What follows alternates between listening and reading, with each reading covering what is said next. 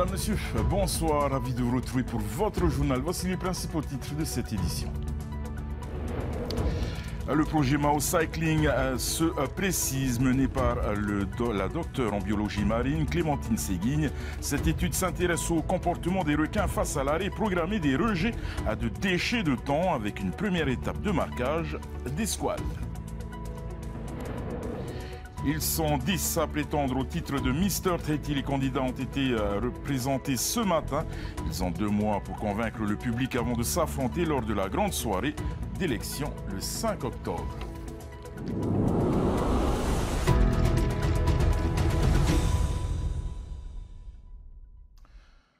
Comment les requins vont-ils réagir à l'arrêt progressif des rejets de thon au large de Tahiti? Pour y répondre, le projet Mao Cycling, piloté par Clémentine Séguigne, prévoit donc de poser des balises acoustiques sur une trentaine de squales en début d'année prochaine. Thomas Chabrol, Esther Cuneo. Voilà des années que les restes de la pêche au thon sont rejetés au large. Une prestation qui a un coût pour le port de pêche et ses quelques 30 tonnes de déchets par semaine. Alors, depuis l'arrivée d'une entreprise de transformation de ces déchets en compost, ces volumes ont vocation à disparaître. Quel sera l'impact sur le comportement de leurs principaux consommateurs, les requins? C'est tout l'enjeu du projet Mao Cycling. Qu'est-ce qui va se passer le jour où on va récupérer ces déchets? Est-ce que les requins vont rester là et attendre d'être nourris et du coup ça va avoir un impact sur leur état de santé? Est-ce qu'ils vont se rapprocher des côtes? Donc ça, c'est des questions auxquelles on doit répondre de manière à assurer la sécurité des humains et des requins. Depuis 2017, le shark feeding est interdit aux Fénois. La diminution progressive de rejets en quantité autrement plus importante apparaît donc comme une suite logique.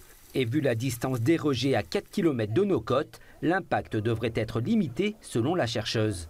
Et on est plutôt confiant par rapport à notamment ce qui s'est vu au sein du monde entier par rapport au shark feeding et aussi l'expérience qu'on en a en Polynésie.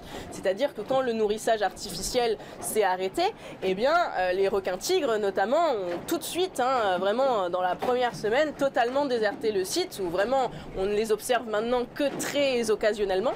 Du coup, on est vraiment plutôt confiant sur le fait que les requins vont pouvoir retrouver leur comportement naturel. Et ça, c'est vraiment quelque chose de super. Mais effectivement, il faut le vérifier puisque là, on n'est pas sur une dizaine de têtes de thon, on est sur quand même plusieurs tonnes qui sont relarguées tous les jours. Et pour le vérifier, Clémentine et son équipe comptent insérer ces émetteurs acoustiques sous la peau d'une trentaine de requins, des requins tigres et des requins soyeux. Les animaux seront capturés lors des rejets avec des hameçons spéciaux, puis retournés sur le dos pour les placer en catalepsie le temps de faire l'incision. Ce qui est bien, c'est que les requins, ils ont une capacité de cicatrisation extrêmement rapide et du coup, ça n'a pas d'impact sur leur état de santé, bien heureusement. Ces petits émetteurs, ces balises acoustiques qui vont avoir chacun un numéro individuel. C'est le code barre de chaque requin.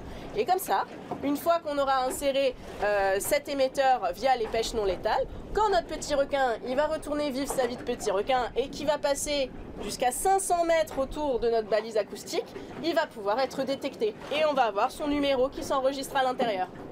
En parallèle, les plongeurs spécialisés vont poser 10 balises réceptrices dans les fonds marins, des plongées en recycleur pour atteindre de grandes profondeurs. Les récepteurs seront fixés près des côtes, dans des zones d'activité humaine, des sites de pêche sous-marine ou proches des spots de surf et des plages. Quant aux données, elles seront collectées tous les 6 mois. On sera 2 plongeurs, on va descendre à 50 mètres, déposer les balises.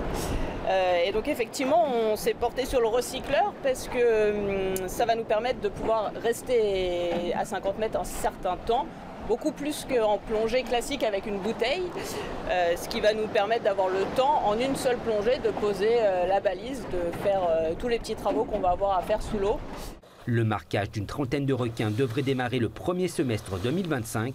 Chaque requin sera aussi photographié et répertorié dans un catalogue. Ce projet scientifique permettra de collecter des données inédites et notamment sur le requin soyeux, l'espèce menacée et peu étudiée à l'échelle mondiale. Et autre accident sur les routes ce week-end, mais du côté de Montréal, cette fois au PK31 à Apiti, une jeune femme a eu un accident de scooter, un accident n'impliquant a priori pas d'autres véhicules. Évacuée dans un premier temps au centre hospitalier de l'Île-Sœur, la victime a finalement été évacuée en hélicoptère au CHPF de Taoni. Son pronostic vital est engagé. Et depuis son titre olympique, notre champion de surf Kaoli Vast est entré dans une autre dimension. Après avoir enchaîné les plateaux de télévision de l'Hexagone, le surfeur tahitien a été reçu par la communauté de Polynésiens de l'Hexagone. Julien Panafieux et Wallis Glaise étaient sur place. Pendant les Jeux Olympiques, Paris a été le théâtre de scènes plus chaleureuses les unes que les autres. Emporté par la vague, Kaoli Vast est là. Un incroyable accueil a été réservé aux champions olympiques pour pouvoir acclamer et célébrer l'enfant du Fénois. Un bonheur et une belle surprise pour Kaoli. Ça me fait chaud au cœur, c'est quelque chose que j'avais pas du tout pensé. J'avais jamais pensé voir ça et ça me fait chaud au cœur, ça me fait du bien. Et voilà, c'est pour nous. Énormément sollicité depuis sa victoire à Te Aupo et suivi par plusieurs millions de téléspectateurs du monde entier, le surfeur sait qu'il a basculé dans une autre dimension. Un bel esprit, un entourage solide lui assure aussi un équilibre hors de l'eau très important. Je pense qu'avec les personnes avec qui tu es entouré, j'ai de la chance d'avoir ma mère qui est là parmi moi, parmi ce petit séjour que je fais à Paris. Donc voilà, elle me ramène les pieds sur terre et même moi, je suis tellement heureux de vivre chaque moment, donc je profite pleinement et je pense pas. Ouais, je vis au jour le jour, je profite de tous les moments et c'est des trucs de malade qui se passent. Depuis son titre, tout s'est rapidement enchaîné. Il y a encore quelques jours, le Tahitien hésitait entre célébrer sa médaille d'or à Paris ou se rendre en Californie pour une étape des Challenger Series, le circuit qualificatif pour le Championship Tour. Disons qu'il ne s'attendait pas à ce qu'on parte à Paris puisque l'idée c'était de faire un podium, c'était l'objectif. On espérait tous qu'il fasse une médaille d'or, mais on savait qu'il y avait quand même l'idée de partir à Huntington pour faire le Challengers. Et quand il a eu la médaille d'or, tout a changé puisque l'idée c'était après de partir sur Paris. Kaoli Vast devrait encore rester quelques jours dans l'Hexagone avant retour en Polynésie qui l'attend avec impatience. Nous y sommes après 6 jours de liesse populaire et de prouesses sportives. Les JO 2024 se sont refermés dimanche soir lors d'une cérémonie de clôture qui a voulu rendre hommage à l'héritage antique des Jeux. Paris a également transmis le témoin à Los Angeles, hôte des Jeux en 2028. Plus de 250 personnes, dont 230 athlètes, se sont volés hier soir pour Hilo, à Hawaï, pour les championnats du monde de vitesse de VA. Une compétition qui se tiendra du 16 au 24 août et qui sera notamment retransmise en direct sur votre chaîne TNTV.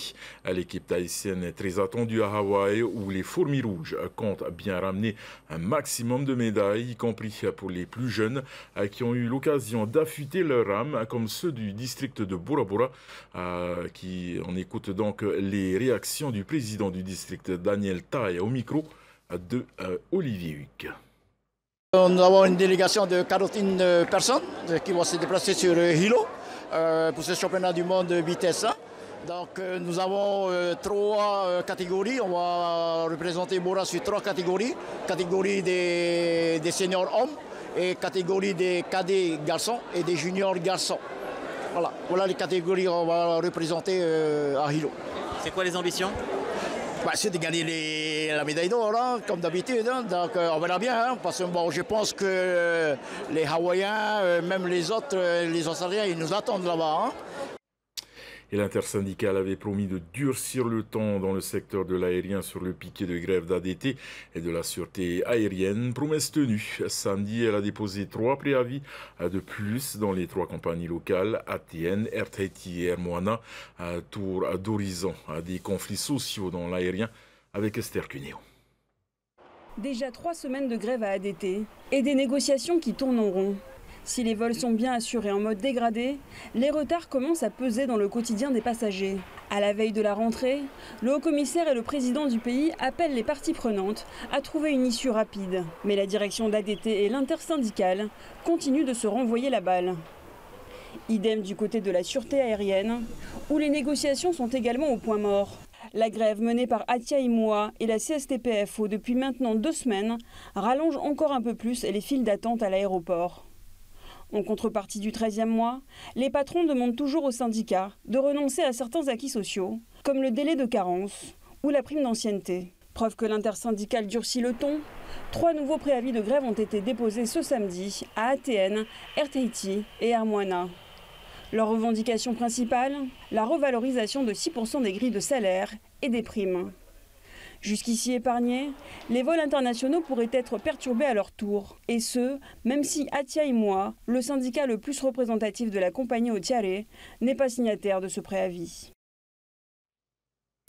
Et dans la série des abattages d'arbres à Papeete, c'était le tour aujourd'hui d'un maru-maru imbriqué dans 2 arbres, dans deux autres arbres au niveau du siège de la Socredo dans la rue du Mont-d'Urville. La commune a fait appel au service de la société Fenua Wood pour cette intervention très technique sur un arbre de plusieurs tonnes. L'accès à la rue a donc été bloqué le temps de l'intervention. Et le compte à rebours est lancé pour les 10 prétendants au titre de Mister Tahiti 2024 présenté ce matin. Les candidats monteront sur la scène pour la soirée d'élection le 5 octobre. Un titre qui doit surtout incarner un ambassadeur du Fénois selon les organisateurs Thomas Chabrol et Himanu Manoutai. Ils sont prêts à briller sous les feux des projecteurs et se dévoiler sur les réseaux sociaux. Les 10 candidats au titre de Mister Tahiti 2024 entrent en scène avant la grande soirée d'élection prévue le 5 octobre. Ils ont entre 20 et 35 ans et sont originaires de Tahiti, de Bora Bora ou encore des Marquises ou des Australes. Les organisateurs sont fiers du cru 2024. La Polynésie, elle est remplie elle est faite de différentes cultures. Je dis voilà, vous avez des Tahitiens, donc vous avez des Asiatiques, vous avez des Popa, vous avez des demi. Et aujourd'hui, pour moi, sortir un bon cru Mister Tahiti, c'est pouvoir répondre à la demande de toute une population. Qui sera le prochain ambassadeur du Fénois? Les candidats ont 2 mois pour récolter les votes du public. Entre les répétitions, la vie de famille, la préparation physique et les rendez-vous avec les partenaires, le planning est chargé. Le prochain Mister Tahiti peut être célibataire, marié et même père de famille. Les critères de sélection sortent des codes habituels des concours de beauté. C'est un défi qui a été imposé puisque c'est ma femme qui m'a poussé à m'inscrire. Et oui, le planning, travail, maison, vie de famille, c'est pas si facile, mais c'est quand même une force en soi d'avoir cette famille à côté de toi parce que c'est aussi pour moi la forme de soutien la plus puissante qui puisse exister. Parmi ces 10 années, certains avaient déjà songé à concourir sans vraiment se lancer dans l'aventure. Cette fois, les voilà engagés pour défendre des valeurs et des objectifs personnels. Famille, santé, protection de l'environnement, ils ont tous en chacun d'eux un défi à relever, une quête de masculinité pour être bien dans leur corps et dans leur tête. Depuis l'an dernier, j'étais à 122 kg et je me sentais mal aussi dans ma peau. Et du coup, je me suis dit, ok, là, il faut plus que j'exagère.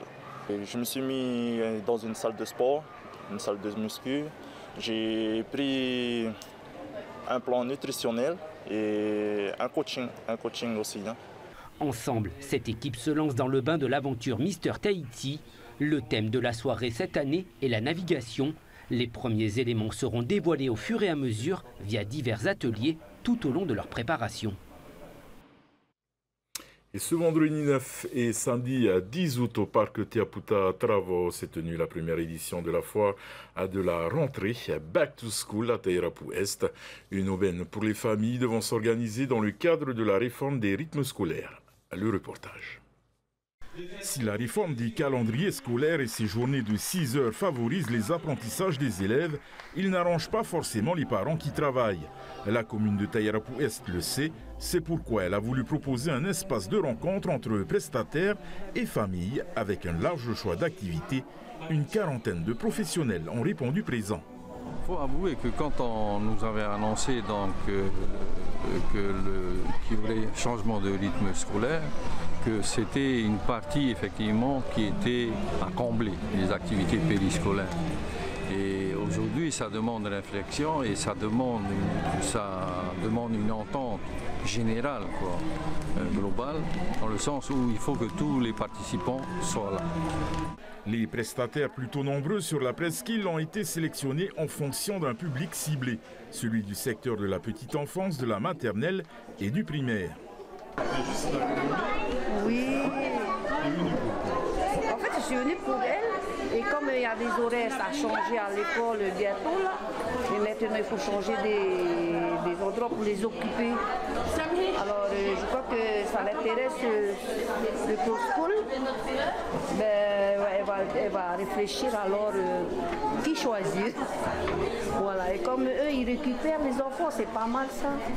Bien au-delà des fournitures scolaires, le salon à Back to School brasse plus large avec des domaines et des secteurs d'activité plus variés. Celui de Pape-Été sera ouvert jusqu'au 20 août. Voilà, nous arrivons au terme de notre édition. Au programme ce soir sur votre chaîne Baby Driver d'Edgar Wright, suivi de votre émission Capitale. À demain, c'est Athéna Milcam qui prendra les commandes du journal en vous souhaitant une excellente soirée, une très très belle semaine sur Tétinouille Télévision. Retrouvez ce journal en replay sur notre site internet et notre application mobile TNTV.